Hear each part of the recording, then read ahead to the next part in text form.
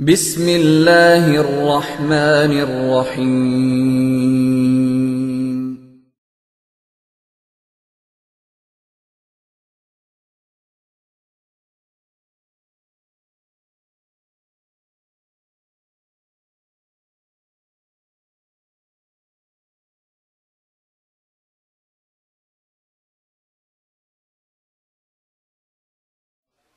الحمد لله نحمده ونستعينه ونستغفره ونؤمن به ونتوكل عليه ونعوذ بالله من شرور أنفسنا ومن سيئات أعمالنا من يهده الله فلا مضل له ومن يضلل فلا هادي له ونشهد أن لا إله إلا الله وحده لا شريك له ونشهد أن سيدنا ومولانا محمدا عبده ورسوله أما بعد فأعوذ بالله من الشيطان الرجيم بسم الله الرحمن الرحيم اهدنا الصراط المستقيم عن علي بن أبي طالب رضي الله عنه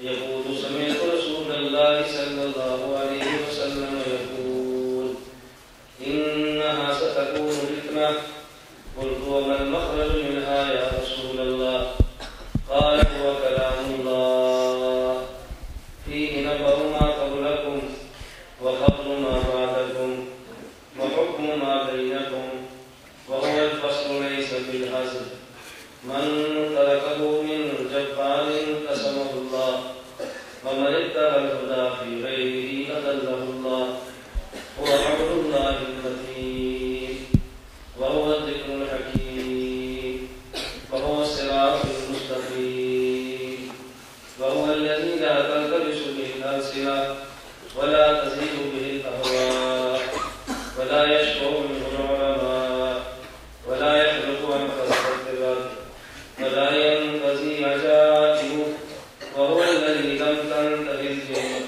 سمعته حتى قالوا إنا سمعنا قرآنا عجبا يهدي إلى الرشد فآمنا به من قال به صدق ومن عمل به أجر ومن حكم به عدل ومن دعا إليه هدي إلى صراط مستقيم اللهم صل على محمد وعلى آل محمد كما صليت على إبراهيم وعلى آل إبراهيم إنك حميد مجيد اللهم بارك على محمد وعلى آل محمد كما باركت على إبراهيم وعلى آل إبراهيم إنك حميد مجيد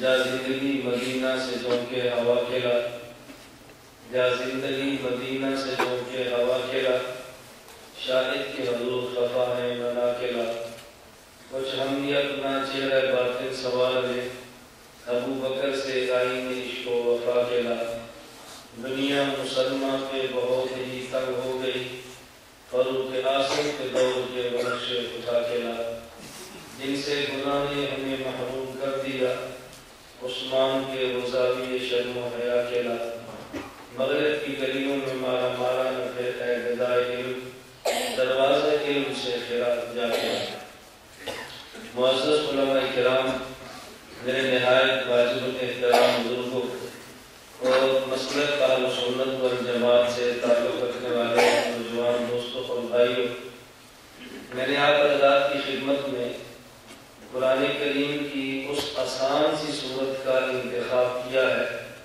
کہ جس کو آپ میں سے ہر بندہ نماز میں تلاوت کرتا رہتا ہے میں نے اس صورت اس آیت کا انتخاب اس لیے کیا کہ مجھے مسئلہ سمجھانے میں بہت آسانی ہوگی اگر میں ان آیات کریمہ کا تلاوت کرتا کہ جس کو علماء تو یاد رکھتے ہیں یا حفظ کرنے والے طالب علم کو محفوظ ہوں گی لیکن عام بندے کو اس کا الفاظ یا اس کا ترجمہ معلوم نہیں ہوگا تو ممکن ہے مسئلہ سمجھانے میں کسی دقت پیش آئے تو میں نے تلاوت کی ہے کہ جو آپ میں سے ہر بندہ نماز میں پڑھتا ہے، اہدنا الصراط المستقیم، اور بہت کم لوگ ایسے ہوں گے جو اس کا ترجمہ نہ جانتے ہوں۔ ہر بندہ تقریباً اس کا ترجمہ بھی جانتا ہے کہ ہم نماز میں اللہ رب العزت سے دعا مانگتے ہیں، اے اللہ تو ہم سب کو صراط مستقیم پر چلا دے۔ یہ کتنا آسان کا ترجمہ ہے۔ میں نے آج کی مجلس میں آپ کی خدمت میں صرف یہ بات عرض کرنی ہے کہ اللہ ہمیں صراط مستقیم سمجھا دے۔ صراط مستقیم کے متعلق 3 باتوں کا سمجھنا بہت ضروری ہے۔ نمبر 1، صراط مستقیم کیا ہے؟ نمبر 2، صراط مستقیم کی علامات کیا ہیں؟ اور نمبر 3، صراط مستقیم پر چلنے سے اللہ کیا دیتے ہیں؟ کتنی باتیں؟ 3 باتیں۔ نمبر 1، صراط مستقیم کیا ہے؟ نمبر 2، صراط مستقیم کی علامات اور نشانیاں کون کون سی ہیں؟ اور نمبر 3، صراط مستقیم پر چلیں تو اللہ کیا دیتے ہیں؟ میں اگر ان میں سے ایک شک پر بات کروں تو اچھا خاصا وقت ایک عنوان پہ لگتا ہے، لیکن آج کی مجلس میں نے درمیان والی دوسری چیز کا انتخاب کیا ہے، وہ یہ ہے کہ صراط مستقیم کی علامات کیا ہے۔ صراط مستقیم کی علامت اللہ رب العزت نے بیان فرما دی ہے، اور علامات بیان کیوں فرمائی ہیں اور بہت آسان بیان فرمائی ہیں؟ اس لیے کہ یہ قرآن عرب کے لیے بھی ہے، یہ قرآن عجم کے لیے بھی ہے، یہ قرآن علماء کے لیے بھی ہے، یہ قرآن غیر علماء کے لیے بھی ہے۔ یہ قرآن کریم دنیا کے ہر طبقے اور دنیا کی ہر زبان والے کے لیے ہے۔ اور بنیادی مسئلہ تھا، اگر اللہ رب العزت اس کو مشکل انداز میں نازل فرماتے تو شاید عام بندہ سمجھ نہ سکتا۔ اللہ نے اتنا آسان مسئلہ سمجھایا ہے کہ یہ دیکھ رہا ہوں کہ فلاں بندہ حق پر ہے، فلاں بندہ باطل پر ہے، اس آیت کی روشنی میں بڑے آرام سے آپ سمجھ سکتے ہیں۔ عنوان کیا ہے؟ صراط مستقیم کی علامات، صراط مستقیم کی نشانی۔ ہم میں سے ہر بندہ اللہ سے مانگتا ہے، اے اللہ تو ہم کو صراط مستقیم پر چلا دے۔ صراط مستقیم کی نشانی کیا ہے اور صراط مستقیم پر چلنے سے کیا ملتا ہے؟ یہ دونوں باتیں میں تھوڑی سی وضاحت عرض کر دوں۔ تفصیل میں جانے پر تو میں نے عرض کیا بہت وقت لگتا ہے مثالیں کو بڑے اختصار سے بات سمجھیں۔ ایک ہوتا ہے حد سے نیچے اتر جانا، ایک ہوتا ہے حد سے گزر جانا، اور ایک ہوتا ہے حد پر رہنا۔ حد سے اتر جانا یا حد سے گزر جانا۔ نمبر 3، حد پہ رہنا۔ اگر کوئی آدمی حد سے گزر جائے اسے افراط کہتے ہیں، حد سے نیچے اتر جائے اسے تفریط کہتے ہیں، اور حد پر رہے اسے اعتدال کہتے ہیں۔ یہ بات سمجھ رہے ہیں؟ حد سے گزر جائے تو افراط کہتے ہیں، حد سے اتر جائے تو تفریط کہتے ہیں، اور اگر حد پر رہے تو پھر اعتدال کہتے ہیں۔ توجہ رکھنا۔ اور بالکل اسی طرح یہ تو عربی اصطلاحیں ہیں، میں اس کو شرعی اصطلاح میں استعمال کرتا ہوں کہ شریعت میں اس کے الفاظ کون سے استعمال کرتے ہیں۔ ایک ہوتا ہے دین میں کمی کرنا، ایک ہوتا ہے دین میں اضافہ کرنا، اور ایک ہوتا ہے نہ کمی کرنا نہ اضافہ کرنا، بلکہ جیسے نبی پاک صلی اللہ علیہ وسلم نے دیا ویسے ہی لے لینا اور اس کو نقل کر دینا۔ دین میں کمی کرنا اس کا نام الحاد ہے، دین میں اضافے کرنا اس کا نام بدعت ہے، اور کمی بیشی کے بغیر دین کو لینا اور منتقل کرنا اس کا نام صراط مستقیم ہے۔ یہ میں نے صرف صراط مستقیم کی تعریف کی ہے تاکہ آپ کے علم میں آئے صراط مستقیم کی تعریف ہے کیا، اور صراط مستقیم پر چلنے سے کیا ملتا ہے، یہ تیسری بحث ہے۔ اب درمیان والی بات سنیں کہ کیسے پتہ چلے کہ یہ بندہ کمی بھی نہیں کرتا، یہ بندہ اضافہ بھی نہیں کرتا، حد سے بھی نہیں گزرتا، حد سے بھی نہیں اترتا، بلکہ بالکل اعتدال اور صراط مستقیم پہ رہتا ہے۔ یہ کیسے پتہ چلے؟ اللہ رب العزت نے اس کی نشانیاں بیان فرمائی ہیں۔ اگر تمہیں صراط مستقیم چاہیے تو میں اللہ بتا دیتا ہوں کہ صراط مستقیم پہ آپ نے کیسے چلنا ہے۔ صراط الذین انعمت علیہم غیر المغضوب علیہم ولا چاہتے ہو تو ان کے راستے پہ چلنا جن پر خدا نے انعام کیا ہے، اور ان کے راستے پر نہ چلنا جن پر خدا کا غضب ہوا یا جو گمراہ ہوگی۔ تو جن پر خدا نے انعام کیا ان کے راستے پہ چلتے رہنا، اور جن پر غضب یا جو گمراہ ہوئے ان کے راستے سے بچ جانا، یہ بڑی آسان سی خدا نے علامت بتائی ہے۔ اور مزید اس کی وضاحت سورۃ النساء میں یوں بیان فرمائی، وَمَن يُطِعِ اللَّهَ وَرَسُولَهُ فَأُولَٰئِكَ مَعَ الَّذِينَ أَنْعَمَ اللَّهُ عَلَيْهِم مِّنَ النَّبِيِّينَ وَالصِّدِّيقِينَ وَالشُّهَدَاءِ وَالصَّالِحِينَ۔ اللہ فرماتے جن پر خدا نے انعام کیا وہ 4 طبقے ہیں۔ نمبر 1 انبیاء، نمبر 2 صحابہ، نمبر 3 شہداء، اور نمبر 4 اولیاء۔ اب بات بڑی واضح ہو گئی کہ جب ہم نے اللہ سے مانگا کہ صراط مستقیم پہ چلنا ہے تو اللہ نے بتا دیا اگر صراط مستقیم پر چلنا چاہتے ہو تو پھر یہ دیکھنا کہ جس راستے پہ تم چلے ہو کیا اس راستے پہ نبی چلا ہے یا نہیں، اس راستے پہ صحابہ چلے ہیں یا نہیں، اس راستے پہ شہداء چلے یا نہیں، اس راستے پر اولیاء چلے یا نہیں۔ اگر اس راستے پر انبیاء، اگر اس راستے پر صحابہ، اگر اس راستے پر شہداء اور اولیاء چلے ہیں تو پھر تم اس راستے پر چل پڑنا، یہ راستہ صراط مستقیم ہے۔ اب اللہ رب العزت یہ بھی تو فرما سکتے تھے اگر صراط مستقیم پہ چلنا ہے تو تم صراط القرآن ہے، قرآن کے راستے پہ چل پڑو۔ اللہ یہ بھی فرما سکتے تھے اگر صراط مستقیم پہ چلنا ہے صراط الحدیثہ، حدیث کے راستے پہ چل پڑو۔ خدا نے یہ نہیں فرمایا کہ صراط القرآن والحدیث، بلکہ فرمایا صراط الذین انعمت علیہم۔ وہ کون لوگ ہیں؟ من النبیین والصدیقین والشہداء والصالحین۔ اللہ پاک نے یوں نہیں فرمایا کہ تم چلو اور صراط القرآن والحدیث فرماتے، اس میں الجھن یہ پیدا ہوتی کہ عام بندہ کہتا اے اللہ میں صراط القرآن پہ کیسے چلوں، میری زبان تو پنجابی ہے، میری زبان تو پشتو ہے، میری زبان تو سندھی ہے، میں نے تو بچپن میں قرآن پڑھا ہی نہیں ہے، مجھے ماں باپ نے پڑھائی نہیں ہے، میں قرآن سمجھوں تو کیسے، یہ تو میرے بس میں نہیں ہے، اس کا معنی میں صراط مستقیم پہ نہیں چل سکتا۔ اگر اللہ فرماتے صراط الحدیثہ، حدیث کے پر چلو، تو کوئی بندہ کہہ سکتا تھا حدیثوں کی آیت قول کے مطابق 50,000 تعداد بندی ہے تو 50,000 متن کون یاد کرے گا، مجھے تو عربی آتی نہیں ہے، حدیث کی قسمیں مجھے نہیں آتی، احکام مجھے نہیں آتے، کتابوں کا مجھے نہیں پتا، تو پھر میں صراط المستقیم پہ کیسے چلوں؟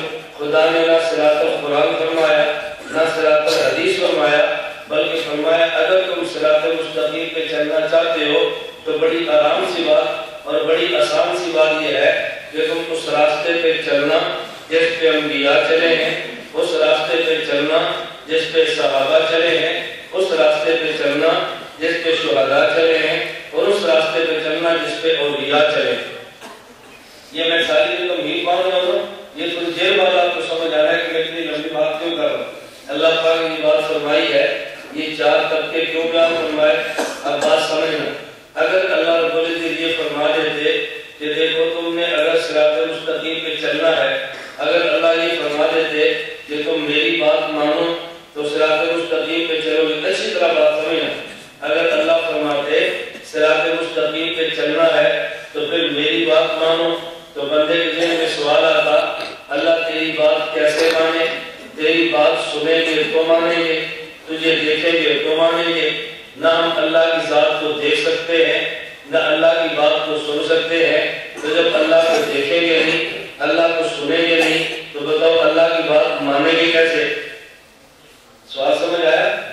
اگر اللہ فرماتے صراط مستقیم پہ چلنا ہے تو میری بات مانو۔ آپ میں سے کسی نے خدا کو دیکھا، کسی نے خدا کو سنا؟ اللہ کی ذات کو دیکھ سکتے ہیں، اللہ کو سن سکتے ہیں، تو پھر بتاؤ خدا کی بات مانتے کیسے؟ نہ خدا کو دیکھ سکتے ہیں نہ خدا کو سن سکتے ہیں، تو پھر خدا کی بات مانے کیسے؟ اس لیے خدا نے یہ نہیں فرمایا صراط مستقیم پہ چلنا ہے تو میری بات مانو، فرمایا صراط مستقیم پہ چلنا ہے تو پھر نبیوں کی بات مانو۔ کیوں؟ اس لیے نہ ہم اللہ کی ذات سکتے ہیں. ہمیں ایسی ذات درمیان میں چاہیے جو خدا کی ذات کو دیکھ بھی سکے اور خدا کی بات کو سن بھی سکے. ہمیں ایسی ذات چاہیے اور ایسی ذات کا نام نبوت ہے. دیوبند کا عقیدہ ہے کہ جس پیغمبر کا ہم نے کلمہ پڑھا ہے اس پیغمبر نے خدا کی بات کو سنا بھی ہے, اس پیغمبر نے خدا کی ذات کو دیکھا بھی ہے. تو خدا کو دیکھ بھی نہیں سکتا, خدا کو سن بھی نہیں سکتا, لیکن خدا نے جو نبی تجھے دیا ہے اس نے خدا کو سنا بھی ہے, خدا کو دیکھا بھی ہے. تو نبی کو دیکھنا, نبی خدا کو دیکھ لے گا. تو نبی کی سننا, خدا نبی کی سن لے گا. اب مسئلہ بڑا آسان ہوگا. خدا کو نہیں دیکھ سکتا, خدا کے نبی کو تو دیکھ سکتا ہے. خدا کو نہیں سن سکتا, خدا کے نبی کو سن سکتا ہے. اللہ فرماتے میری بات سنو تو تیرا سوال بجا تھا. خدا نے تیرے سوال کو توڑ دیا. فرمایا من النبیین, اگر صراط مستقیم پہ چلنا ہے تو میرے نبی کی ماں. اگر صراط مستقیم پہ چلنا ہے تو میرے, توجہ رکھنا. اس پر بھی کسی نے سوال کرتے ہیں. ایک مولوی صاحب نے کہا یہ جو دیوبند کا عقیدہ ہے, یہ جو دیوبند والے کہتے ہیں کہ اللہ کی ذات کو حضور صلی اللہ علیہ وسلم نے دیکھا ہے, ہم نہیں مانتے. توجہ رکھنا. کیوں نہیں مانتے؟ بھئی یہ حدیث مبارک میں ہے کہ جب رسول اللہ صلی اللہ علیہ وسلم نے معراج کیا, مکہ مکرمہ سے چلے اور عرش تک کیے ہیں, اور حضرت ابن عباس رضی اللہ عنہما فرماتے ہیں قد رأى محمد ربہ, وہاں جا کے رسول اللہ صلی اللہ علیہ وسلم نے خدا کی ذات کو دیکھا ہے. کہتے ہیں ہم اس کو نہیں مانتے. مولوی صاحب کیوں نہیں مانتے؟ سوال اتنا مضبوط ہوگا آپ کو چکرا کر رکھے گا اور آپ سمجھیں کہ بڑی مضبوط طریقی ہے. کہتے ہیں اس لیے نہیں مانتے, پہلے ایک اصول بیان کریں گے اور یہ اصول آپ مانیں گے, اس کے بعد اگلا غلط مسئلہ بیان کریں گے. اصول کیا بیان کریں گے؟ آپ سے پوچھیں گے بھئی یہ ایک قرآن ہے اور ایک حدیث ہے, تو پہلا نمبر قرآن کا یا حدیث کا؟ بولتے جاؤ. یہ کیوں میں آپ کو مسئلہ سمجھانا ہے. پہلا نمبر قرآن کا یا حدیث کا؟ اچھا بتاؤ, پہلا نمبر قرآن کا, دوسرا نمبر حدیث کا. اگر کوئی حدیث قرآن کی آیت کے خلاف آ جائے تو قرآن کو لیں گے یا حدیث کو؟ اب دیکھو کہ آپ سب نے مان لیا نا. خود نے پہلے آپ کو سبق پڑھانا ہے کہ بھئی ایک قرآن کی آیت ہے اور ایک حدیث ہے. اگر حدیث قرآن کے خلاف آ گئی ہم حدیث کو نہیں لیں گے. آپ نے کہا کہ بالکل بات اس میں ٹھیک ہی ہے. پھر آپ کا مسئلہ جو حدیث میں اس کو پیش کریں گے اور کہیں گے یہ حدیث قرآن کے خلاف ہے اس لیے ہم نہیں مانتے. اچھا ہم نے کہا ہمارے نبی نے خدا کو دیکھا ہے, یہ قرآن میں یا حدیث میں؟ بولو نا. میں نے حدیث تو سنائی ہے, یہ کہاں پر ہے؟ حدیث میں. میں اس لیے آپ سے پوچھتا ہوں پوری بات سے پتہ چلے کہ بات آپ کو سمجھ آ رہی ہے. میں اپنے دھیان میں نعرے نہیں باتوں سے بس رہا ہوتا ہے, لیکن تو یہ آپ بولیں تاکہ مجھے پتہ چلے کہ بات سمجھ آ رہی ہے. نبی پاک صلی اللہ علیہ وسلم نے اللہ کی ذات کو دیکھا ہے, یہ قرآن میں ہے حدیث میں؟ وہ کہتے ہیں یہ حدیث قرآن کے خلاف ہے. کون سی آیت کے خلاف؟ کہتے ہیں قرآن کریم میں ہے لا تدرکہ الابصار وہو یدرک لا تدرکہ الابصار, آگے یدرک الابصار وہو اللطیف. کہتے ہیں قرآن کہتا ہے کوئی آنکھ بھی خدا کو نہیں دیکھ سکتی, اللہ ہر آنکھ کو دیکھتا ہے. تو جب قرآن کہتا ہے کوئی بھی نہیں دیکھ سکتی, حدیث میں آتا ہے حضور نے دیکھا ہے, تو جب یہ حدیث قرآن کے خلاف ہوگی تو ہم حدیث کو چھوڑ دیں گے, قرآن کو لے لیں گے. آپ نے بہت سارے لوگوں نے پھسل جانا ہے. یہ شاہ صاحب کا نظریہ بڑا اچھا ہے, یہ مولا صاحب کی بات بڑی مقبول ہے, بڑی زبردست بات کی ہے. جب وہ قرآن کے خلاف ہوگی تو ہم نہیں لیں گے. آپ اتنی جلدی فیصلہ نہ کرو. اگر کوئی بندہ سوال کرے اپنے علماء سے جواب پوچھ لیا کرو, اتنی جلدی فیصلہ نہ کرو. اچھا بات یہ رکھنا, میں نے کہا اللہ کے نبی نے خدا کو دیکھا, حدیث پیش کی, ادھر سے مولوی صاحب کہتے ہیں ہم نہیں مانتے کیونکہ یہ حدیث قرآن کی آیت کے خلاف ہے. اب میں نے جواب دینا ہے, جواب کا طریقہ سمجھو. ہمیشہ سوال کا جواب نہیں دیتے, کبھی سوال پر سوال کرتے ہیں, کبھی سوال کا جواب ہوتا ہے اور کبھی سوال پر سوال یہ سوال کا جواب ہوتا ہے. ہمیشہ سوال کا جواب نہیں دیتے, کبھی سوال پر سوال کا جواب ہوتا ہے. ایک طالب علم مجھے کہنے لگا کہ استاد جی آپ تو کہتے ہیں کہ میں محقق نہیں ہوں, میں ناقد ہوں, میں ساری باتیں کامل کی پیش کرتا ہوں, تو یہ بات کس بزرگ نے لکھی ہے؟ کبھی سوال کا جواب ہوتا ہے اور کبھی سوال کا جواب ہوتا ہے۔ میں نے کہا تو سارے بزرگوں نے لکھی ہے اور درسگاہ میں تو پڑھتے بھی ہو، ہدایہ میں بھی پڑھتے ہو، کافیہ میں بھی پڑھتے ہو، جامع میں بھی پڑھتے ہو۔ مجھے کہتے ہیں کہیں نہیں لکھا، میں نے کہا لکھا اور طرح ہے، میں نے اس کا ترجمہ عوامی کیا ہے، اصطلاحات کا عوامی ترجمہ کرو، کہاں لکھا ہے؟ میں نے کہا جب آپ سوال کا جواب دیتے ہیں نا تو استاد درسگاہ میں کہتا ہے اس سوال کے دو جواب ہیں، ایک جواب تحقیقی اور ایک جواب الزامی۔ کیا کہیے؟ ایک جواب تحقیقی اور ایک جواب، یہ میں نے ان دونوں کا ترجمہ کیا ہے۔ کبھی سوال کا جواب ہوتا ہے، یہ جواب تحقیقی ہے، اور کبھی سوال کا جواب ہوتا ہے، یہ جواب الزامی ہے۔ میں بات سمجھنا، میں نے اس کا فوراً کہا حضرت قبلہ اللہ آپ کو ہدایت دے، ایک اور ہدایت کے بعد آپ کو جنت دے، بغیر ہدایت کے جنت کوئی نہیں جا سکتا۔ آپ جنت میں جاؤ گے تو خدا کا دیدار کرو گے، مجھے کہتے نہیں کریں گے۔ میں نے کہا کہاں لکھا ہے؟ کیا حدیث مبارک میں ہے کہ جنتی جب جنت میں جائے گا تو خدا کا دیدار کرے گا؟ میں نے کہا میں نہیں مانتا۔ مجھے کہتے کیوں؟ میں نے کہا یہ حدیث تو قرآن کے خلاف ہے۔ جب قرآن میں لکھا لا تدرک الابصار، کوئی آنکھ بھی نہیں دیکھ سکتی، تو تو جنت میں جا کے کیسے دیکھ لے گا؟ یہ حدیث تو قرآن کے خلاف ہے، اس لیے جنت میں جا کے تو خدا کو نہیں دیکھ سکتا۔ اپنی باری آئی نا، اب وہ سب چون بدل گئی، فوراً کہنے لگا، کہتے ہیں نہیں، اس آیت کا مطلب یہ ہے کہ کوئی بندہ زمین پہ رہتے ہوئے خدا کو نہیں دیکھ سکتا، اور میں جو خدا کو دیکھوں گا وہ زمین پہ نہیں جنت میں جا کے۔ میں نے کہا ہم نے کب کہا حضور نے زمین پہ دیکھا ہے؟ ہم نے بھی تو کہا عرش پہ جا کے دیکھا ہے، عرش پہ جا کے دیکھا ہے۔ تو جنت میں دیکھے تو آیت کے خلاف نہیں ہے، حضور عرش پہ دیکھے تو جنت کے خلاف کیسے ہے؟ اب تو سوال ختم ہو گیا نا، لیکن کب ختم ہو گیا؟ جب آپ کھلا نظر رابطہ رکھیں، نہیں رابطہ رکھیں گے آپ کے دل میں سوال بیٹھ جانا ہے اور آپ نے آگے میں بیٹھ گئے کہ دیکھو جی جو وقت کے عقیدے حدیثوں میں جو قرآن کے خلاف ہے فلاں کے خلاف ہے۔ ایک بات اچھی طرح یاد رکھ لو، آدمی ایک بیان میں ساری باتیں کہہ نہیں سکتا، لیکن ایک بات ذہن میں رکھ لو، وہ کیا کہ حدیث ہو اور قرآن کے خلاف ہو، ایسے کبھی نہیں ہو سکتا۔ توجہ رکھنا، حدیث پیغمبر ہو اور پھر قرآن کے خلاف ہو، ایسے کبھی نہیں ہو سکتا۔ کبھی قرآن کے خلاف نظر آتی ہے لیکن خلاف ہوتی نہیں ہے، کبھی کبھی حدیث قرآن کے خلاف نظر آتی ہے لیکن خلاف ہوتی نہیں ہے۔ جب قرآن کے خلاف نظر آئے، اہل نظر سے نظر کا علاج کروائیں، انشاءاللہ خلاف نظر بھی آئے۔ میرے جملہ سمجھ آ گیا؟ جب حدیث قرآن کے خلاف نظر آئے، اہل نظر سے نظر کا علاج کرائے، پھر کبھی بھی آپ حدیث قرآن کے خلاف نظر نہیں آئے۔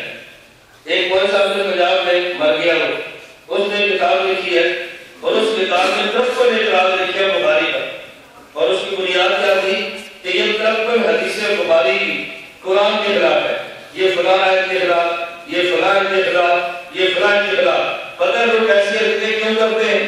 ایسی حرکتیں اس لیے کرتے ہیں تاکہ پتہ چلے کہ یہ بہت بڑا عالم ہے جو اس نے بخاری کے خلاف کتاب لکھی ہے، یہ بہت بڑا عالم ہے جو اس نے بخاری پر اعتراض کی ہے۔ تو اپنا علم جتانے کے لیے ایسی حماقتیں کرتے ہیں، حالانکہ بہت بڑا جاہل ہوتا ہے جس قسم کتابیں کتابوں کے خلاف لکھتا ہے۔ اس نے کتاب لکھی، طرف پر اعتراض ہے، اس کے جوابات آ چکے ہیں، ہماری ویڈیو موجود ہے، سب موجود ہے۔ میں صرف یہ چکنے کے لیے آپ کو ایک مثال دے دوں۔ اس نے کہا کہ بخاری شریف میں حدیث ہے جب امی عائشہ رضی اللہ عنہا کا نکاح ہوا رسول اللہ صلی اللہ علیہ وسلم کے ساتھ، ایک کی عمر 6 سال ہے، اور جب امی عائشہ کی رخصتی ہوئی ایک کی عمر 9 سال ہے۔ کہتا ہے یہ حدیث قرآن کے خلاف ہے، میں اس کو نہیں مانتا۔ کیوں نہیں مانتا؟ کہتا ہے قرآن کریم میں ہے فَانْكِحُوا مَا طَابَ لَكُم مِّنَ النِّسَاءِ، کہ تم شادی اس سے کرو جو نساء ہو، اور نساء اسے نہیں کہتے جو بچی ہو، نساء اسے کہتے ہیں جو بالغ ہو، تو بالغ کو نساء کہتے ہیں، نابالغ کو نساء کہتے ہی نہیں ہے۔ تو جب قرآن میں شادی نساء کرو، ابھی امی عائشہ 6 سال کی ہے جو نساء بنی نہیں ہے، ابھی امی عائشہ 9 سال کی ہے جو نساء بنی نہیں ہے، تو قرآن کہتا ہے شادی نساء سے کرو۔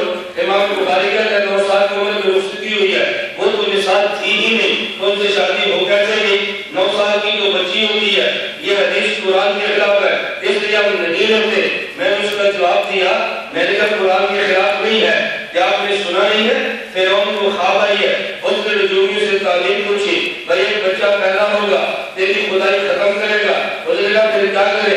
جب بنی اسرائیل کے بچے قتل کرنا شروع کر دے، اس نے بچے قتل کیے اور بچیاں زندہ رکھی، جو قرآن کریم نے ان کا جملہ نقل کیا ہے نا، اور قرآن کریم نے خود فرمایا بل نجیناکم من آل فرعون یسومونکم سوء العذاب آگے یذبحون ابناءکم ویستحیون نساءکم، یہ فرعونی تمہارے بچوں کو ذبح کرتے، تمہاری بچیاں زندہ رکھتے، تو بچوں کے لیے لفظ ابناء قرآن لایا ہے اور بچیوں کے لیے لفظ نساء قرآن لایا ہے۔ میں نے کہا جس طرح قرآن بڑی کو نساء کہتا ہے، قرآن بچی کو بھی نساء کہتا ہے۔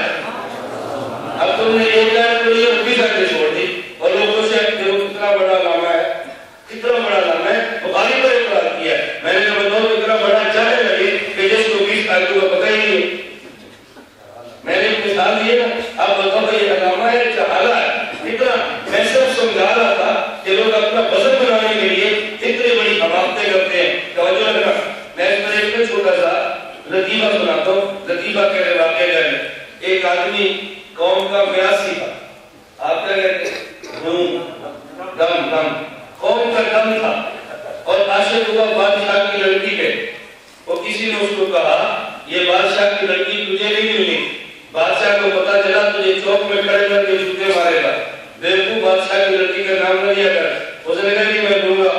لوگوں نے کہا جب لڑکی ملنی تو نہیں ہے، ملنے جوتے ہیں، تو بادشاہ کی لڑکی کے نام کیوں لیتا ہے؟ اب اس کا جواب سننا۔ اس نے کہا جوتے بے شک لگے لیکن لوگ یہ تو کہیں گے نا شہزادی کاٹے گئے، نہیں سمجھے؟ لوگ یہ تو کہیں گے نا شہزادی کاٹے گئے، یہ جو بخاری کے خلاف بولتا ہے نا، اس کو پتہ ہے کہ میری مخالفت تو نہیں ہے جوتے پڑھنے، لیکن لوگ یہ تو کہیں گے نا دیکھ بھائی بخاری پر اقرار کیا ہے، دیکھ کتنا بڑا عالم ہے، بخاری پر اقرار کیا ہے، یہ کتنا بڑا عالم ہے، امام اعظم ابو حنیفہ پر اقرار کیا ہے، یہ دیکھ کتنا بڑا عالم ہے، اس نے فلاں بڑے عالم پر اقرار کیا ہے۔ اپنا قد بنانے کی بات کرتے ہیں جبکہ حقیقت کچھ بھی نہیں ہوتی، حدیث قرآن کے خلاف نہیں ہوتی۔ کبھی کبھی ایسے مت بنانا، کوئی تمہیں ایسی حدیث نظر آئے نا جو قرآن کے خلاف ہے جب میں پیش کرنا۔ میں نے دعوت ایک جگہ بیان کیا، بیان کے بعد ایک بندہ ملا اور مجھے وہ کہنے لگا، کہتا ہے یہ مولوی صاحب حدیثوں کو مانتے ہیں؟ میں نے کہا مانتے ہیں۔ مجھے کہتا ہے حدیث کو تو نہیں ماننا، مجھے کہتا ہے حدیث کو مانتے ہیں۔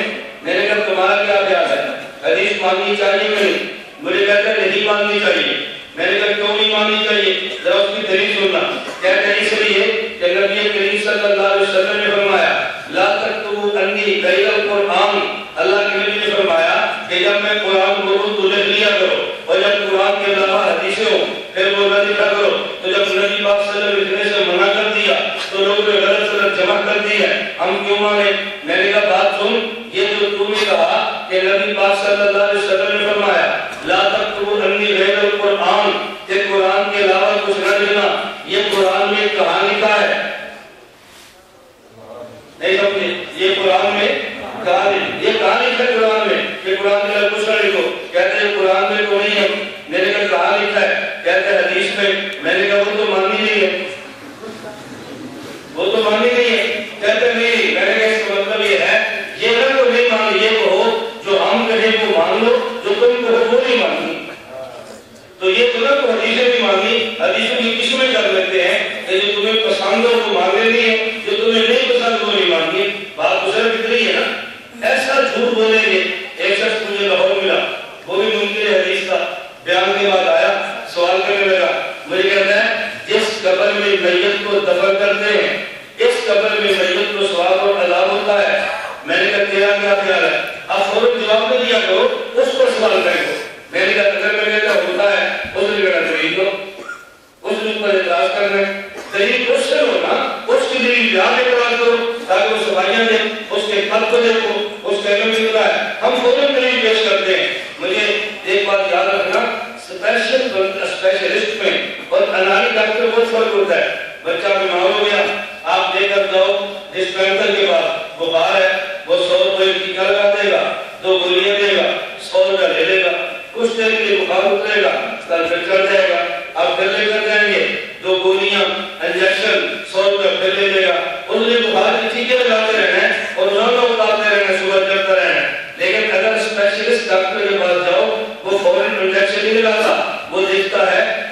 بچے کو بخار کیوں ہوا ہے، کہیں ننگے پیر سردی میں باہر کیوں نہیں چلا، کہ اس نے کھٹی چیز تو نہیں کھائی، اس کو بخار کس وجہ سے ہے، وہ بچہ دودھ کرتا ہے، بخار اتر جاتا ہے، ٹیکا گل ہے تب بھی اتر جاتا ہے۔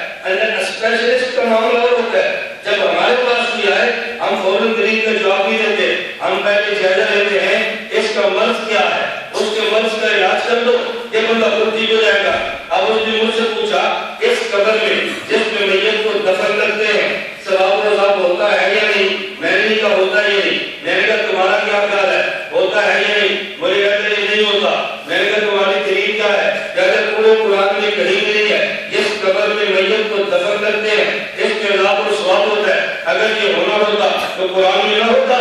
میرے کو بات سمجھ آ گئی، جو بات قرآن میں وہ مانیں گے، جو قرآن میں ہم نہیں مانیں گے، ہم اس کا مرض نکال لیا نا، مجھے کہتے نہیں بالکل، میں نے کہا جب تمہارے کو بندہ فوت ہو جائے تو تم کیا کرتے ہو، کہا جی غسل دیتے ہیں، میں نے کہا پھر کہتا ہے کفن دیتے ہیں، میں نے کہا پھر کہتے ہیں جنازہ پڑھتے ہیں، میں نے کہا پھر کہتے ہیں دفن کرتے ہیں، میں نے کہا پھر کہتے ہیں واپس آ جاتے ہیں، میں نے کہا کوئی بندہ تم سے پوچھے کہ تمہارا جو باپ مرا ہے اس کو تم نے غسل دیا، یہ قرآن میں اس کو غسل دینا چاہیے، یہ جو تم نے باپ کو کفن دیا قرآن میں باپ کو کفن دینا چاہیے، یہ جو تم نے اس میں جنازہ پڑھا یہ قرآن میں ہے کہ باپ کا جنازہ پڑھو، یہ جو تم نے قبر میں دفن دیا یہ قرآن میں خدا نے حکم دیا اس باپ کو دفن کرو، کہتے ہیں قرآن میں تو نہیں ہے، میں نے کہا پھر بتا غسل کیوں دیا، کفن کیوں دیا، جنازہ کیوں پڑھا، قبر میں دفن کیوں کیا ہے، باپ کو باہر پھینک دو کتے کھانے دو، لوگ پوچھیں گے کیوں، کوئی مجھے اپنے کا احترام تو دل میں بہت ہے لیکن خدا سے زیادہ تو نہیں ہے نا، جب اللہ غسل کی بات نہ کرے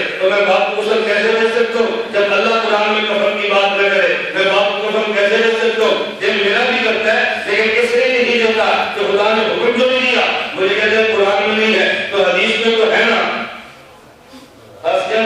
کہتے ہیں قرآن میں نہیں ہے حدیث میں تو ہے نا، میں نے اس طرح حدیث میں غسل میت، کفن میت، صلاۃ طلب میت، دفن میت ہے، اسی طرح حدیث میں اس میت کا ثواب و عذاب بھی ہے، اسی طرح حدیث میں یہ بھی ہے تو تو نے 4 مرحم دی ہے اور 5 مرحم کی جو تکلیف ہوتی ہے اس کا معنی جو حدیث 13 مطلب کی ہے مان لے، جو 13 مطلب کے نہیں مانے۔ اچھا میں نے سے کہا یار مجھے اس بات کو بتا، اگر کوئی بندہ مر جائے تو غسل میت کو آپ نے دینا ہے فرشتوں نے، کہتے ہیں ہم نے، میں نے کہا قبر، کہتے ہیں ہم نے، میں نے کہا جنازہ، کہتے ہیں ہم نے، میں نے کہا دفن، کہتے ہیں ہم نے، میں نے کہا اگر یہ برا ہے اور قبر میں جائے عذاب کس نے دینا ہے، کہتے ہیں فرشتوں نے، تو میں نے کہا جو تیرے کرنے کے کام تھے وہ قرآن میں نہیں تھے، پھر بھی کرتے ہیں، اور جو فرشتوں کے کرنے کا کام ہے کہتے ہیں قرآن میں دکھاؤ، بھئی یہ تو فرشتہ خدا سے گئے نا، جب تو کوئی امام قبر میں جائے اللہ کے مالش کو وہ اللہ میں نہیں مارتا، اللہ تجھے کیوں، ابو کے اللہ قائم پڑھ کے لاتا، وہ فرشتہ اللہ سے آئے پوچھے گا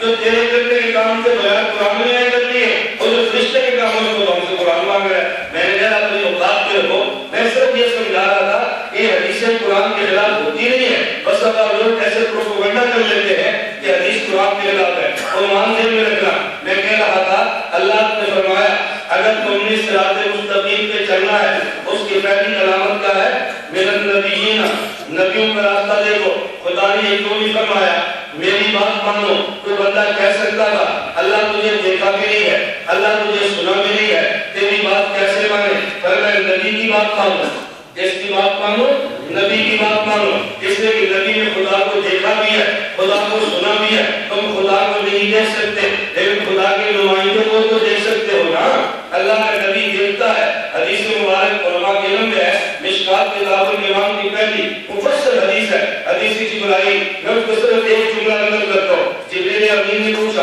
اخبرنی عن الاحسان، حضور احسان کیا ہے، نبی کریم صلی اللہ علیہ وسلم نے فرمایا ان تعبد اللہ کأنک تراہ، ان تعبد اللہ کأنک تراہ فإن لم تکن تراہ فإنہ یراک، عبادت یوں کرنا کہ گویا تو خدا کو دیکھتا ہے، اگر یوں نہ کر سکے تو عبادت یوں کرنا کہ پھر خدا تجھے دیکھتا ہے۔ مفتی محمد حضرت شیخ الحدیث مولانا سرور دامن فرقاسم جامعہ شرعیہ لاہور کے شیخ الحدیث انہوں نے شرح بخاری میں لکھا ہے، اس حدیث کا حوالہ دیتے ہوئے فرمانے لگے ایک عبادت نبی کی ہے، ایک عبادت امتی کی ہے، نبی کی عبادت یہ ہے ان تعبد اللہ کأنک تراہ، خدا خدا نبی کو دیکھتا ہے، نبی خدا کو دیکھتا ہے. ایک عبادت امتی کی ہے، فَإِلَّمْ تَكُنْ تَرَاهُ فَإِنَّهُ يَرَاكَ.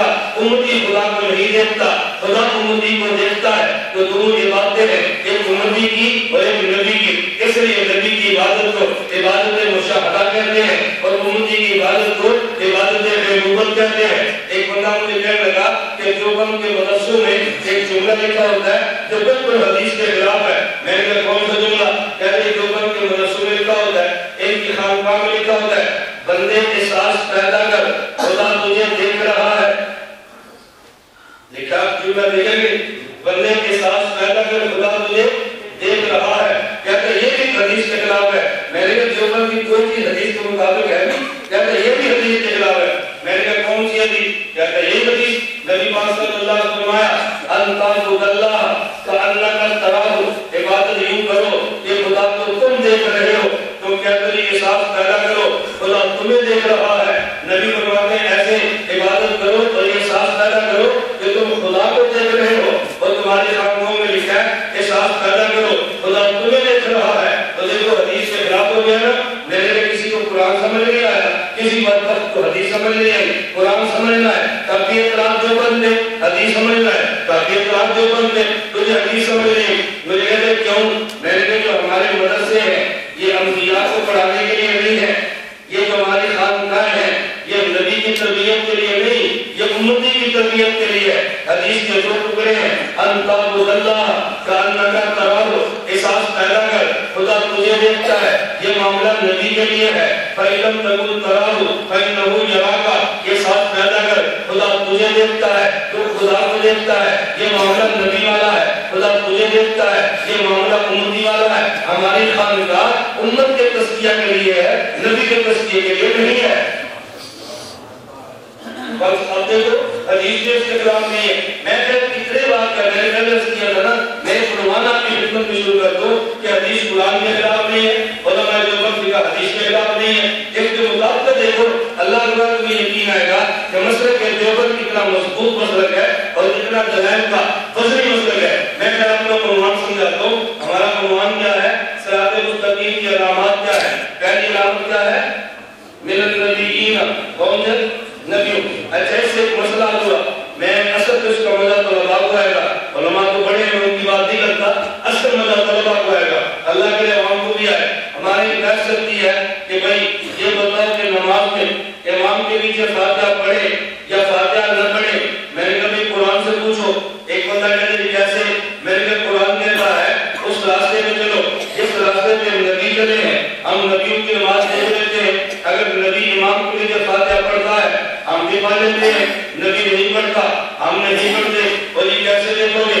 میں نے کہا اس نماز کو دیکھیں گے جس میں سارے نبی جمع ہوں، امام بھی نبی ہو، مقتدی بھی نبی ہو. وہ کون سی نماز ہے؟ میں نے کہا بیت المقدس والی. معراج کیا نبی امام الانبیاء، باقی انبیاء مقتدی بنے ہیں. وَلَقَدْ آتَيْنَاكَ سَبْعًا مِنَ الْمَثَانِي وَالْقُرْآنِ الْعَظِيمِ. مولانا ادریس قادری نے سیرت المصطفیٰ میں لکھا ہے حضور پاک نے فاتحہ پڑھی ہے. پیچھے انبیاء نہیں پڑھتے تھے، اس لیے نہیں پڑھتے.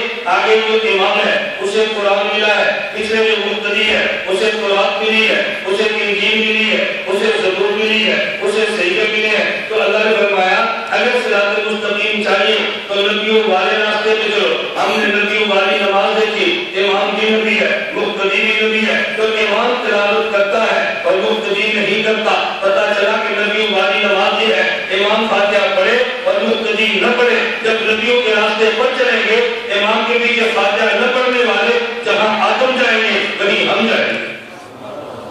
نبیوں والا راستہ ہے. اتنا آسان خدا نے بات فرمائی. چلے نمبر 2 فرمایا بس صدیقیہ. نمبر 2 تم دیکھو صحابہ والا راستہ. اچھا سوال یہ ہے خدا نے نبیین کے بعد پھر صحابہ کی بات کیوں فرمائی ہے؟ صحابہ کی بات کیوں فرمائی؟ اگر صراط مستقیم پہ چلنا ہے تو پھر صحابہ کا راستہ دیکھو. کیا نبی کہنا کافی نہیں تھا؟ میرے تو نہیں یہ کافی نہیں تھا. کیوں؟ اگر اللہ صرف نبیین فرماتے تو ہم سارے لڑکی مرد والے کہتے، ہم یہاں پہ تجوری والے کہتے. یہ تو اللہ نے ان کے لیے بات فرمائی ہے جنہوں نے نبی کو دیکھا ہے. ہم نے تو نبی کو نہیں دیکھا، اب ہم کس صراط مستقیم پہ چلے؟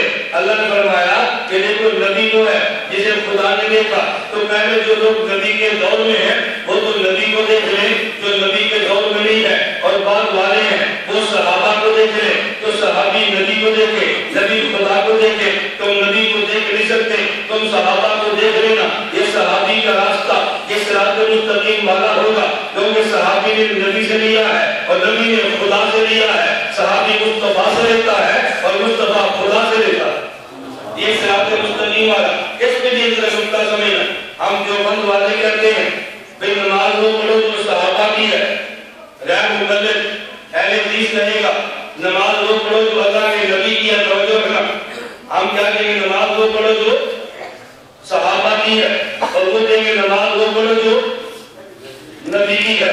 آدمی کہتا ہے بات تو بھی ٹھیک ہے، جب کلمہ نبی کا پڑھا تو نبی کی نماز لو، آپ نے صحابہ کی نماز کو کہہ دی ہے رضی اللہ عنہ، میں نے کہا کہ اس لیے کہہ دی ہے کہ جس نماز میں اختلاف ہے نا وہ نبی کی نماز نہیں ہے، جس نماز میں اختلاف ہے وہ صحابہ کی نماز ہے۔ امام آگے کھڑا، مقتدی پیچھے کھڑے، ہمارا امام بھی فاتحہ پڑھتا ہے، ان کا امام بھی فاتحہ پڑھتا ہے، ہمارا مقتدی نہیں پڑھتا، ان کا مقتدی پڑھتا ہے، تو بتاؤ یہ تو جھگڑا ہے، یہ امام کی فاتحہ یا مقتدی کی فاتحہ؟ نہیں سمجھ آئی؟ اور بھئی ہمارا امام فاتحہ پڑھتا ہے یا نہیں؟ اور اہل کسو کا پڑھتا ہے اور مقتدی ہمارا نہیں پڑھتا، ان کا، ہم کہتے ہیں مقتدی نہ پڑھے، وہ کہتے ہیں مقتدی، تو جھگڑا مقتدی کی فاتحہ یا امام کی فاتحہ؟ تو جب اللہ کے نبی اور صحابہ ہیں تو نبی امام ہے یا مقتدی؟ امام ہے، امام کی نماز میں تو جھگڑا ہی کوئی نہیں، ان کی نماز کو دیکھے، جھگڑا تو مقتدی کی نماز میں ہے، مقتدی کو دیکھے گا۔ اب سمجھ آئی؟ جو اس نے چکر دے رہے ہیں نا وہ کہتے ہیں نبی کی نماز، ہم کہتے ہیں صحابہ کی نماز، آپ کہتے ہیں یہ بات اس کی ٹھیک ہے، وہ نبی کی بات کرتا ہے صلی اللہ علیہ وسلم، بھائی نبی امام ہے، امام کی نماز میں تو اختلاف ہی نہیں ہے، اختلاف تو مقتدی کی نماز میں ہے نا، اس لیے اس اختلاف سے بچنا ہے، پھر پیغمبر کی نہیں، پیغمبر کے صحابہ کی نماز ہے۔ کہتے ہیں کہ نبی کی نماز دیکھنی چاہیے، ہم نے کہا دلیل، کہتا ہے بخاری میں، صحیح بخاری میں، کوئی بخاری کو مانتا نہیں اور کوئی بخاری کو مانتا ہے تو ہمارے خلاف استعمال کرتا ہے، سارے ہمارے خلاف۔ کہتے ہیں کہ بخاری میں، میں نے کہا دلیل توجہ رکھنا، کہتے ہیں حدیث مبارک میں مالک بن حویرث رضی اللہ عنہ کہتے ہیں نبی کریم صلی اللہ علیہ وسلم فرمایا صلو کما رأیتمونی اصلی، دلیل سمجھنا، صلو کما رأیتمونی اصلی، نماز ایسے پڑھو جیسے مجھے پڑھتے دیکھا۔ اللہ کے نبی صلی اللہ علیہ وسلم نے صحابہ کو فرمایا نماز ایسے پڑھو جیسے مجھے پڑھتے دیکھا، تو پھر نبی کو دیکھنا چاہیے، نبی والی نماز پڑھنی چاہیے۔ میں نے کہا ترجمہ کرنا آپ کی سمجھنا، میں نے کہا دوبارہ ترجمہ کر، کہتا جی ایسے نماز پڑھو جیسے مجھے پڑھتے دیکھا۔ میں نے کہا ہم نے تو دیکھا ہی نہیں، ہم نے دیکھا، آپ نے دیکھا حضور کو؟ میں نے کہا ہم نے تو دیکھا ہی، کہتے پھر کیا مطلب؟ میں نے کہا یہ خطاب ان کو ہے جنہوں نے حضور کو دیکھا ہے، اسے صحابی کہتے ہیں، ہمیں خطاب نہیں ہے، ہمیں خطاب حجت الوداع میں ہے، حجت الوداع میں جب نبی پاک صلی اللہ علیہ وسلم نے صحابہ سے فرمایا فَلْيُبَلِّغْ مِنْكُمُ الشَّاهِدُ الْغَائِبَ، صحابی نبی کو دیکھیں، ہم صحابی کو دیکھیں، صحابی کس کو دیکھیں؟ نبی کو، ہم کس کو دیکھیں؟ صحابی، کیونکہ دنیا میں صحابہ کے ہیں نا، جب پوری دنیا میں نبی پاک صلی اللہ علیہ وسلم کے صحابہ کے۔ دیکھو جس قدر تبلیغ کا دفاع میں نے کیا نا خود تبلیغ والوں نے بھی کیا، اللہ کو جتنا دفاع میں نے کیا نا خود تبلیغ والوں نے بھی کیا، یہ میرا عنوان نہیں ہے نا، لیکن میں ایک بات تو سے بھی کہتا ہوں بھائی ہم دفاع کرتے ہیں کیونکہ ہماری جماعت ہے، لیکن جب وہ ہمیں ہی کسی کا کیوں کرے پھر ہم اپنا دفاع بھی کرتے ہیں، نہیں سمجھے؟ تو ہمیں ہی کسی کو اپنا دفاع نہیں کریں گے نا، وہ کیسے؟ مجھے ساتھ کیا لگا جب سال میرے کا سال کی دلیل ہے، 4 ماہ کی دلیل ہے، چیلے کی دلیل ہے، شب جمعہ کی دلیل ہے، مانا سرورہ کی دلیل ہے، جب اس نے سمجھے نا بہت سارا اچھا دفاع کر لیا تو مجھے کہتا ہے آپ سال کیوں لگاتے؟ میں نے کہا میں کیوں سال لگاؤں؟ کہتا ہے عالمی نبی کی امتی ہیں تو آپ کو دنیا میں جائیں، عالمی نبی کی امتی ہیں آپ کو تو پوری دنیا میں جانا چاہیے۔ میں نے کہا میں صرف امتی نہیں ہوں، میں عالمی نبی کا وارث ہوں، عالم ہوں۔ کہتا ہے تو بالکل صحیح ہے، جب آپ عالمی نبی کا وارث ہیں آپ کو پوری دنیا میں جانا چاہیے۔ میں نے کہا وارث وہی کام کرتا ہے جو مورث نے کیا،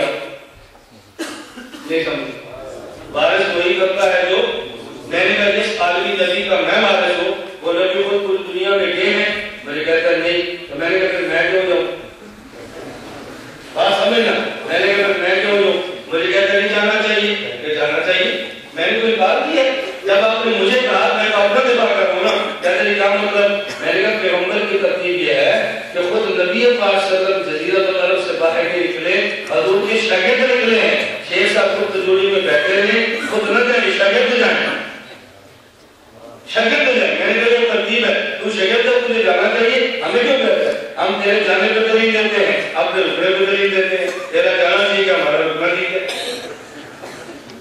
تو بات سمجھ آئی کہ نہیں ہے؟ اب میں یہ تو نہیں کہہ رہا کہ نہیں جانا چاہیے، تو جانا چاہیے، ہمارا کام ہے، ہم اپنے کام کا دفاع بھی کرتے ہیں، لیکن جو ہمیں ہمارے اوپر یہ ہے تو ہمیں اپنا دفاع بھی کرنا ہے نہیں کرنا، پھر ہمیں اپنا دفاع بھی کرنا پڑتا ہے۔ چلے میں بتا رہا تھا کہ صراط مستقیم کی پہلی نشانی اس راستے پہ چلو جس پہ نبی چلے، نمبر 2 اس راستے پہ چلو جس پہ بولو نا صحابہ چلے، اچھا توجہ رکھنا، نمبر 3 اس راستے پہ چلو جس پہ شہید چلے۔ میں جملہ کہنے لگا، اللہ نے والشہداء فرمایا والمجاہدین نہیں فرمایا، رکتا سمجھنا، والشہداء فرمایا والمجاہدین، کیوں؟ مجاہد بن کے بندہ دھوکہ دے سکتا ہے، شہید بن کر دھوکہ نہیں دے سکتا۔ میں وردی پہن لوں، میں کلاتے میں رکھا لوں، میں بال بندے رکھ لوں، آپ مجھے بھی کہیں گے مجاہد ہے، دھوکہ دے سکتا ہوں نا، لیکن جب میں کٹ جاؤں پھر پتہ چلے گا نا یہ غلط تھا یہ ٹھیک تھا، چونکہ مجاہد بن کے دھوکہ دے سکتا ہے۔ خدا نے بل مجاہدین نہیں فرمایا، فرمایا بل شہداء۔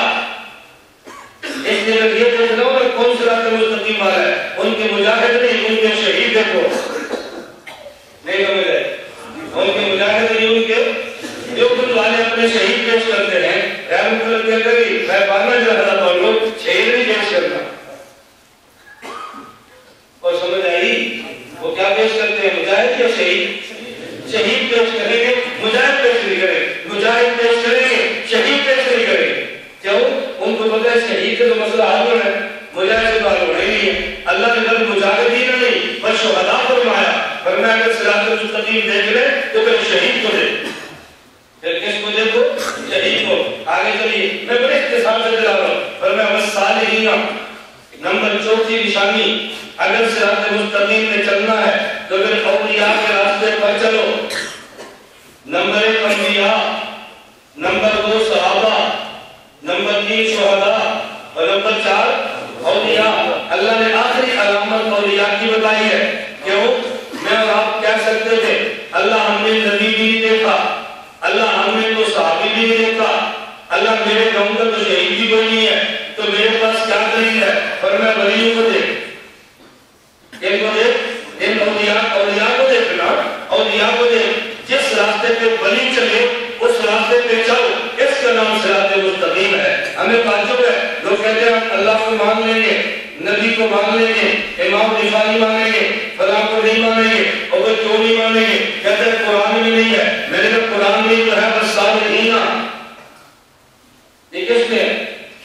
بولو نا کس میں ہے؟ قرآن میں ہے والصالحین، اولیاء کا راستہ صراط مستقیم ہے۔ کہتے نہیں میں نہیں مانتا، ہماری پھر تو سمجھ لو نا، میں نہیں مانتا، میں کہ تو نہیں مانتا پھر مانتا کیوں ہے؟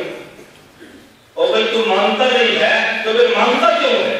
تو نماز میں خود مانتا ہے اللہ صراط مستقیم پہ چلا دے، اللہ میں صراط مستقیم لینا ہے بس صالحین اولیاء کو دیکھ لے، میں اولیاء کو نہیں مانتا تو میں خدا سے مانتا کیوں ہے؟ پھر خاطر پہ زور کیوں دیتا ہے؟ اب مجھے بتاؤ، میں آپ کا بیان سے فارغ ہوا اور میں آپ سے کہتا ہوں مولا میں نے سرگودا جانا ہے، مجھے آپ کا راستہ بتائیں، آپ کہہ رہے ہیں گھر سے باہر نکلے اور بائیں طرف ہو جائے، میں ڈرائیور کہتا ہوں دائیں طرف ہو، آپ کو خوشی ہوگی؟ آپ نے کہنا ہے، ہماری پنجابی میں کہتے ہیں بھئی اگر تو گل مننی کہ چسکا لینا پھر آپ مجھے، اب اگر آپ اس کو پشتوں میں کیا کہیں گے؟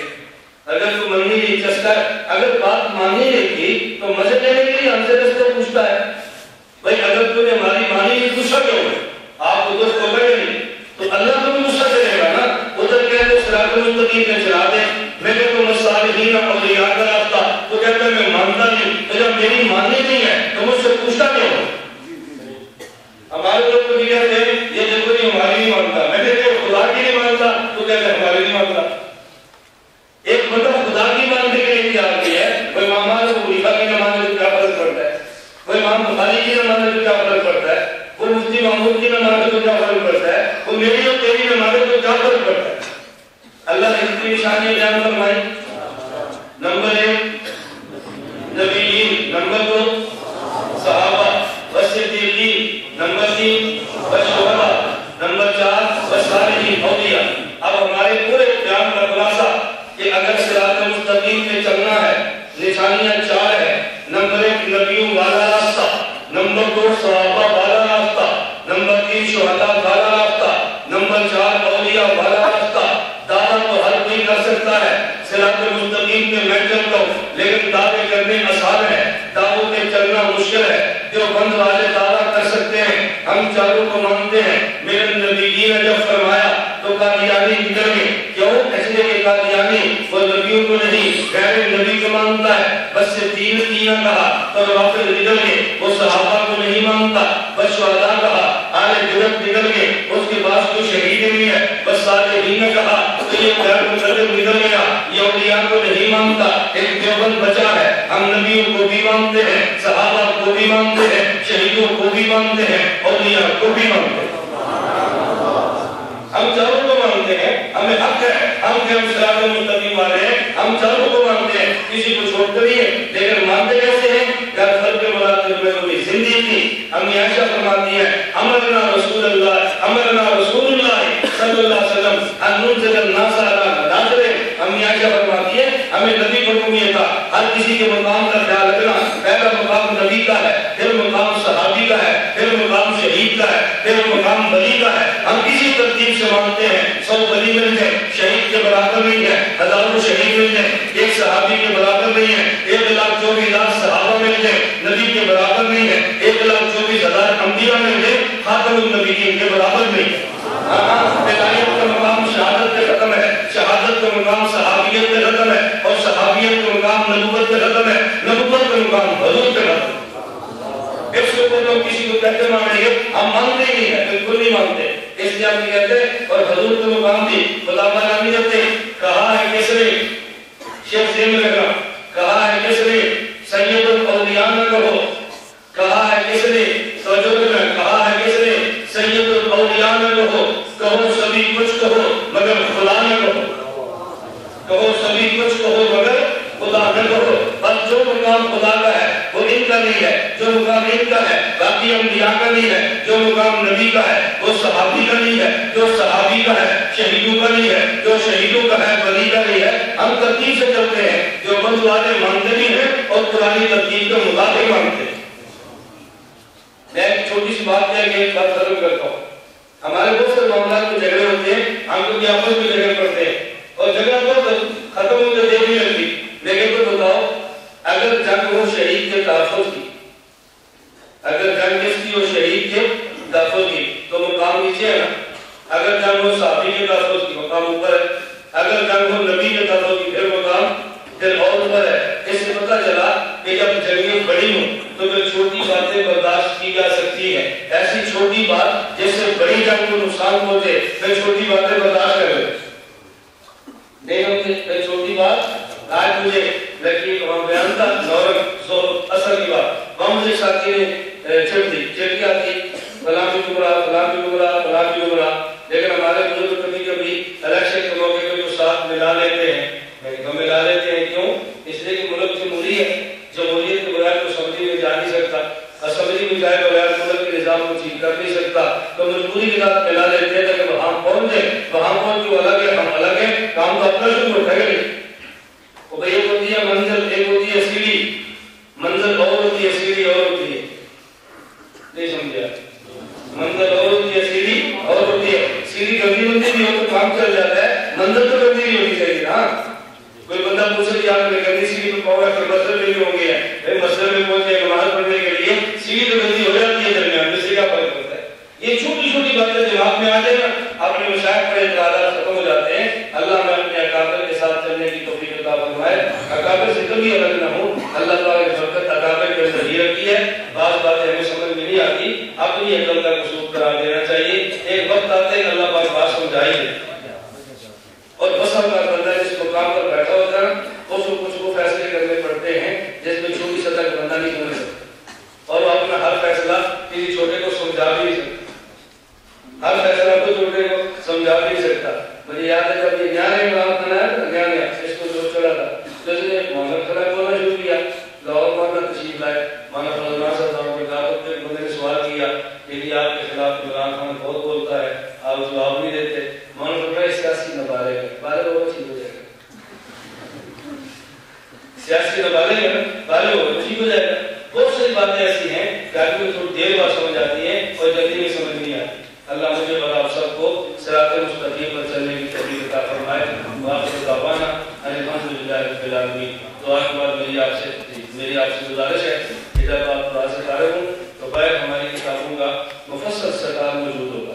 آپ حضرات کے ہر ساتھی اس لٹریچر کو, ہمارے ساتھی اس لٹریچر کو ضرور لیں. مختلف لٹریچر ہیں, فرقہ حدیث, فرقہ بریلویت, فرقہ سعدی, فرقہ جماعت المسلمین, ایک ایک فرقے خلاف مستقل انسائکلوپیڈیا تیار ہونا شروع ہو گیا ہے. آپ دعا فرمائیں کہ اللہ سے جاری ہے. ہمارے بہت سارے ایسے کام جاری ہیں. علماء یہاں سے لاہور جائیں, رائے گڑھ جائیں, تو بالکل آپ کے راستے کے اندر بیٹھے ہوئے ہیں. سرگودا سے تھوڑا سا باہر نکلے 13 کلومیٹر کے بعد بالکل مین روڈ کے اوپر ہمارا ادارہ ہے. دائیں طرف ادارہ ہے, بائیں طرف درمیان کی سڑک نکلتی ہے, مرکز اہل سنت والجماعت. میری آپ سے گزارش ہے کہ دعا سے فارغ ہونے کے بعد آپ اپنی حیثیت کے مطابق لٹریچر خریدیں, ضرور لیں. پورا سیٹ لے لیں, سیٹ الگ بنا ہوتا ہے, پورا سیٹ لے لیں, ایک کتاب لیں. اور خصوصیت ہے, یہ ساتھی نے لکھا ہے, ہمارے یہاں ایک رواج ہے یا اللہ کی بنیاد کیا ہے کہ ہمارے مسائل ہیں, رفع دین نہ کرنے کے دلائل, آمین ایسا کرنے کے دلائل, 3 طلاق کے دلائل, 20 طلاق کے دلائل, اس طرح کے موضوع پر دلائل ہیں. ہم نے پوسٹر تیار کر دیے ہیں تاکہ ساتھی اپنی مساجد میں اس کو فریم کرا کے لگائیں. خوبصورت ہے, اور کلر ہے, آپ پیپر ہے, لگائیں اس کو. اور اسی طرح ہم نے پوسٹر کو چھوٹے چھوٹے کر کے تصویر بنا دی, بہت آسان کی ہے. تاکہ پوسٹر نہیں لگا سکتے, اس کو اپنے پاس رکھ دیں, بیٹھوں میں لگائے. نماز اہل سنت والجماعت نے جب وہاں حرم میں تھا تو مولانا مکی دارستان نے مجھے فرمایا کہ نماز پر ایسی کتاب تیار کرو جو سلفیت کے طور. ہمارے نماز پر کتابیں مفسر ہیں, سلفیت کے طور پیدا نہیں کرتی. ہم نے کتاب لکھی نماز اہل سنت والجماعت, شروع سے لے کر آخر تک ہر مسئلے پر حدیث, مسئلہ حدیث میری بارے موجود ہے. ہماری آپ سے گزارش ہے دعا کے بعد اس لٹریچر کو لیں. باقی علماء اور بڑے طلباء اگر مناسب سمجھیں تو ہمارے یہاں شعبان میں وفاق المدارس کے امتحان جمعرات کو ختم ہوتا ہے, اور ہفتے کے دن صبح 7 بجے 7:30 بجے ہمارا سبق شروع ہو جاتا ہے. یہ 13 دن کا 13 دن کا کورس ہوتا ہے. اس میں سارے مسائل کے اوپر مفصل ہم بحث کرواتے ہیں. تو میری گزارش ہے اس میں اگر مدرس بھی تشریف لائیں, اصل میں خوشی آتی ہے اس میں مدرس تشریف لائیں. تھوڑے دنوں میں بہت جلدی سے لے لیتے ہیں, فائدے لے لیتے ہیں, کام سمجھ لیتے ہیں, دلائل کا طریقہ آ جاتا ہے. تو اگر طلباء بھی تشریف لائیں تو مجھے بہت خوشی ہوگی. باقی ہمارے رمضان مبارک کے بعد 1 سال کا ہم تخصص کراتے ہیں. میں کوئی بھی درجہ مدرسے نہیں رکھا, ایک ہی درجہ رکھا ہے, عالم لو. اس کو کتابت بھی سکھاؤ, اس کو لکھنا بھی سکھاؤ, فن بھی سکھاؤ, اور اس کو دلائل کی تیاری بھی کراؤ. اگر اس میں ذرا حدیث سے فارغ متصل طلباء عطا فرمائیں, 10 سوال کے 15 سوال 5 دن کا داخلہ ہوتا ہے. اور 16 کو جمعہ ہو یا اتوار ہو, سبق ہمارا 16 کو شروع ہوتا ہے, اور جمعہ ہی کیوں ہوتا ہے. تو طلباء اس کا ارادہ فرماتے ہیں کہ ہم تمام ہمارے مریض بات کے ساتھ میں گزارش ہے کہ جب وائرل جائیں گے سکھا لگانے کے لیے تو چھوٹی سی چیزیں آپ سے لگا دیتی ہے دن کی, اس میں سے بہت سارا مسئلہ ہو جائے گا. تو دلی والے ساتھی اس کی کوشش کرنا. ہر انگریزی ماہ کی پہلی جمعرات اتوار سے لے کے جمعہ ہفتہ اتوار 9 بجے تک ہمارے ماہانہ 3 دن چلتے ہیں, اور ذکر والا دورہ ہوتا ہے. اپنے ساتھی نسبتیں کراتے ہیں, اپنا مسئلہ پڑھتے ہیں, اور مسائل پڑھ کے واپس آ جاتے ہیں. اللہ ہم سب کو قبول کرنا. الحمدللہ رب العالمین والصلاۃ والسلام علی رسول اللہ وعلی آلہ وصحبہ اجمعین. اے اللہ ہم سب کو گناہوں کو معاف فرما, خطاؤں سے درگزر فرما, اے اللہ کو پورا فرما, مشکلات کو دور فرما, عافیت کے ساتھ دین کی خدمت کو قبول فرما. اے اللہ ظاہری اور باطنی زندگیوں کو ترقی عطا فرما, علماء کرام کی حفاظت فرما, ہم سب کا خاتمہ بالایمان فرما, فتنوں اور شرور سے محفوظ فرما. قیامت کے دن حضور اکرم صلی اللہ علیہ وسلم کی ہم سب کو شفاعت نصیب فرما. وصلی اللہ تعالی علی رسولہ خیر خلقہ محمد و آلہ وصحبہ اجمعین. السلام علیکم.